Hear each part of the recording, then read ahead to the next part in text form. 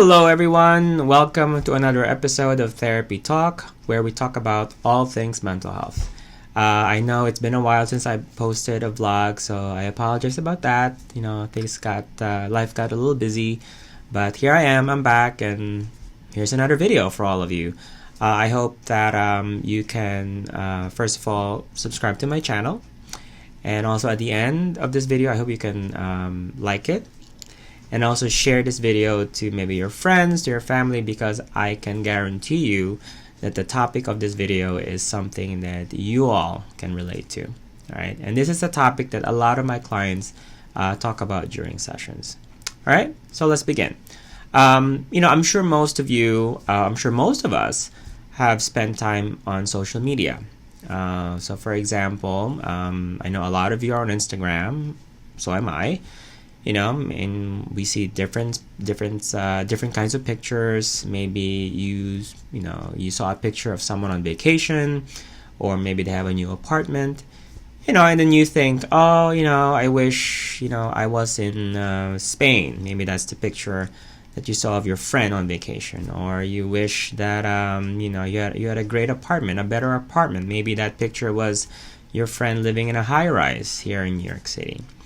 And when you think about those things, that can most of the time elicit some kind of response. So maybe, you may feel jealous that your friend is in Spain, or you may feel, maybe you feel happy for them, or also maybe you feel frustrated that you're stuck in an apartment that has no working kitchen, or is very, very tiny, like a lot of apartments are in New York City. And you start feeling bad about yourself because your friend lives in a high-rise with so many amenities and things like that. Anyway, so what you just did is you compared yourself. And that is the topic of today's video. It's about comparisons and how that can have an impact on our mental health. And also, I want to focus on the impact of social media. I'll talk about social media later on. Well, let's start with the basics. So, comparison or comparing ourselves to others is what we would call a fundamental human impulse.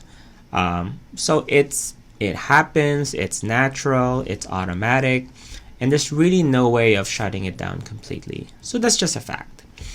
All right, so what does comparison really do for us? What does that really mean? So let me give you some theory first. So there is what we call the social comparison theory. So this was developed by a psychologist back in the 50s. His name was, I hope I can say this right. I'm just reading my notes. Leon Festinger. I hope I said it right. So his hypothesis was that we make comparisons as a way of evaluating ourselves. All right. So we relate information about ourselves, about others to ourselves. So we develop an understanding of who we are, what we're good at, what we're not good at, and things like that. And the information that we feel, I guess we can most relate to, or information that we focus a lot when it comes to comparing ourselves to others, are appearance. So if you see a picture of someone, let's say they dress better, they're more fashionable, they're wearing better makeup. I'm sure you saw a lot of videos of those celebrities sharing their skincare regimen, or they're at fancy stores buying fashionable clothes, things like that. Then there's also information related to relationships. So I'm sure you've seen a lot of you've seen pictures of people and their significant others. Also, when I'm sure you've heard of this before. When it comes to relationship status, when they update their Facebook relationship status, people say, "Oh, it's not official until it's on Facebook." Then there's also information regarding wealth. So when someone has more money, and then there's also information related to professional achievements. So if someone got promoted, has a new job, maybe with a better pay, and also someone maybe who received an award at work. All right. So there are two ways of looking at comparisons, and this is again based on the social comparison theory. So we can look at comparison as upward social comparison.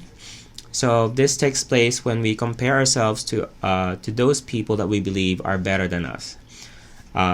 So these upward comparisons often focus on the desire to improve our current level of ability. So here's an example. Some of you know I'm a volleyball player. I'm also a setter. Specifically, I'm a setter. I'm part of a league here in New York City. And, I'm in the lower division, so there are players, setters in particular, that are the higher divisions that are much better than I am. Maybe setters that can do a back set, which is something I struggle with. Or maybe setters that, when you see them set, you can just see their fingers, their hands, they're so fluid. It's just so effortless when they set the ball. And I always admire that. So that's what upward social comparison is. When we look at others that are better than us. So in my case, people in higher divisions that set better than me.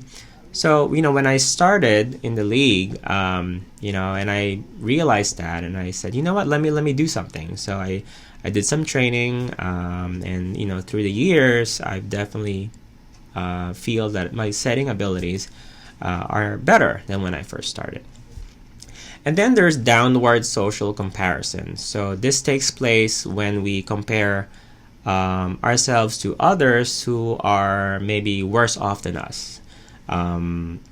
So such downward comparisons are often centered on making ourselves feel better about our abilities. So for example, and I'm sure a lot of you can relate to this, when we were younger, when we'll have an exam or a test and we get a better grade than our friends, we feel better about ourselves. We may not have gotten 100, but let's say you got a 90, but your close friends got a 75, you feel good about yourself. Now, as I said earlier, there is a link between comparing ourselves to others and our mental health. So if someone is comparing himself or herself, let's say, to what others have, so like I said earlier, maybe they see other people as having more money, they're more popular, they have more friends, they're at risk for developing low self-esteem, which then puts them at risk for depression. So if you look at the 9 classic symptoms of depression, one of the symptoms is feeling bad about yourself, and that's brought about by comparing yourself to others. All right. So let's talk about social media, and I want to quote you something from an article called Mirror Mirror. This is an article that was on Psychology Today, and this was written by Rebecca Weber. She said that social media is like kerosene poured on the flame of social comparison, dramatically increasing the information about people that we're exposed to and forcing our minds to assess. And that is so true. When we think about social media, just there's information that is so readily available, so easily accessible, just information on our fingertips. And we can be so bombarded with information. If you just look at Instagram and you scroll passively, you're going to see a lot of pictures. You look at Twitter, all the different kinds of tweets, and you look at Facebook, the different kinds of posts. And then and some people focus on, let's say, the number of likes that maybe their post or video has, the number of followers that someone has on Instagram or on Twitter. And quite honestly, these are things that, back in the days, no one really cared about, or, we were not really that concerned about, back in the day.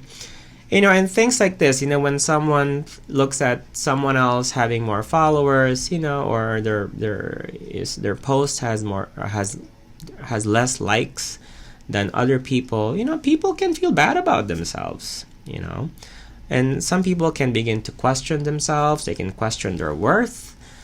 their value, and that can be very dangerous. And like I said, it can definitely have an impact, a negative impact to someone's mental health. So something to think about, and I always tell this to my clients, that when it comes to social media, it's not really about how much time we spend on it. Although I always, caution my clients to make sure that they spend, I guess depending on the situation, don't spend too much time on social media if that's going to cause you to neglect your work or neglect your relationships with people. But it's really more about how we use it. So it's how we use it that has the greatest bearing on how social media makes us feel. Okay? So if we use social media to compare ourselves to others, we can forget about ourselves because we are so focused on them. Okay? So remember, what we see online is not always true. It's not always real. Okay? So we don't know the real story behind a picture. And that's dangerous. Like I said earlier, that can be very dangerous because someone may think that that's the kind of life they want to have or that they want to aspire to, right? So we have to be very careful.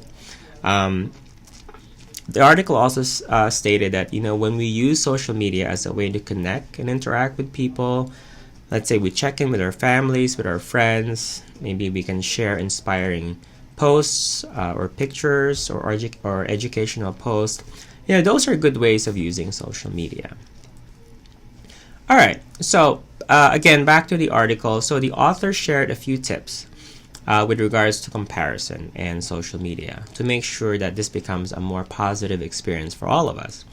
So the first thing she said was seek connection, not comparison.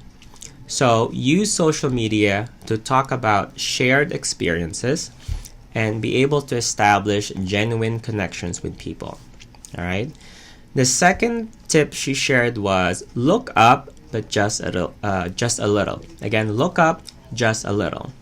So when it comes to upward social comparison, making sure that the thing that we want to improve on is attainable and realistic. So you're better off comparing. So if you think about a ladder, so you're better off comparing yourself to someone maybe a level or two above you than comparing yourself to someone who is at the very top of the ladder. Okay, so making sure that the thing you want to focus on is realistic and also attainable. Okay, the third one is count your blessings. So plain and simple, focus on the good things in your life. All right. The next one is compare yourself to yourself. All right. So you use yourself for internal evaluation. So you focus on your own self-improvement. An example that she wrote in the article, which I found very helpful, and actually I've shared this with other clients, is a happy runner, and I quote, a happy runner compares himself to his last run, not to others who are faster. So, and I think that's very profound, and I think it makes a lot of sense. And the last thing is pursue upward joy. So that means you explore what you admire and appreciate about other people and be able to cultivate joy for their success. That is a catalyst for personal growth. All right?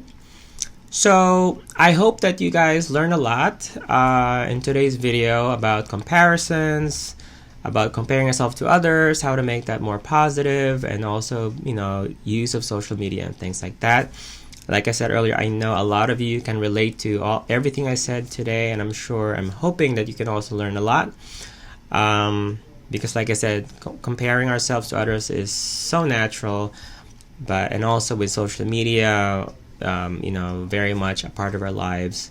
Again, it's not about the time we spend on it, it's about how we use it. So make sure that you use it wisely.